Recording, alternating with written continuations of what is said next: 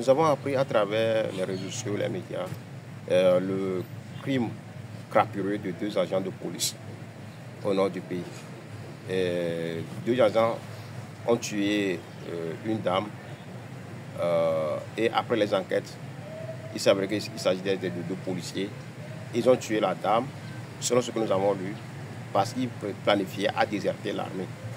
Oui, 2 policiers qui perçoivent chaque fin du mois du salaire. Et ces policiers étaient obligés de tuer une compatriote pour pouvoir planifier une désertion dans l'armée. Vous voyez ce que nous vous disons? On vous dit que le pays, ça ne va pas. Même ceux qui, chaque fin du mois, perçoivent quelque chose. Regardez l'acte. Ceux qui ont eu des diplômes, ceux qui ont eu des diplômes de fin de formation et qui n'ont jamais travaillé, quel serait leur acte? Les policiers, etc., qui ont certains avantages que nous savons, mais qui, je ne sais pas ce qui leur est arrivé, étaient obligés de tuer, soit disant ils veulent déserter l'armée. Qu'est-ce qui se passe? Si ça va, qui va chercher à déserter l'armée? Beaucoup de jeunes que vous rencontrez qui sont dans l'armée, tout le monde cherche un mieux. Est-ce que c'est de cette manière que nous allons construire ce pays? Quand nous disons que ça ne va pas, qu'est-ce que nous sommes en train de dire? C'est que le pouvoir d'achat qui est là ne nous permet pas de pouvoir payer le loyer chaque mois. Le pouvoir d'achat qui est là ne nous permet pas de pouvoir acheter des médicaments. Le pouvoir d'achat qui est là ne nous permet pas de préparer 3 repas par jour. Et le pouvoir d'achat qui est là ne nous permet pas de garantir un meilleur avenir à nos enfants. C'est pour ça que nous disons que ça ne va pas. Et ça ne va pas là, touche tout le monde. C'est l'exemple de ces 2 policiers-là. Qu'est-ce qui marche au Togo?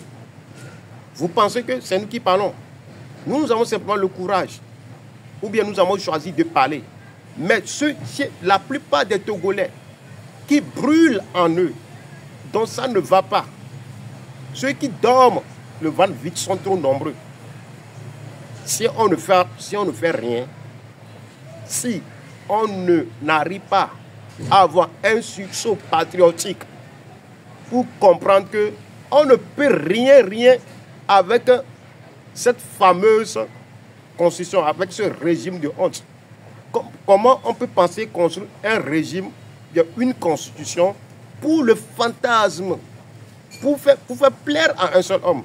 Une constitution dans laquelle la personne a peur même de ses propres députés.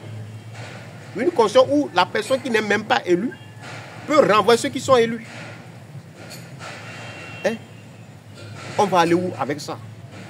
Ça fait combien de jours eux-mêmes disent qu'ils ont ce régime de honte-là? Qu'est-ce qu'ils font? Alors que le problème véritable que nous avons, c'est le bien-être des Togolais. Comment est-ce que le Togolais aussi peut penser à développer son potentiel humain dans son environnement? Comment est-ce qu'on peut offrir un avenir radieux aux Togolais? Si nous refusons, c'est ce qui peut arriver. Et je profite de cette occasion pour envoyer mes condoléances à la famille de la dame. Vous êtes une victime de la malgouvernance. Avec le temps, tout sera fini.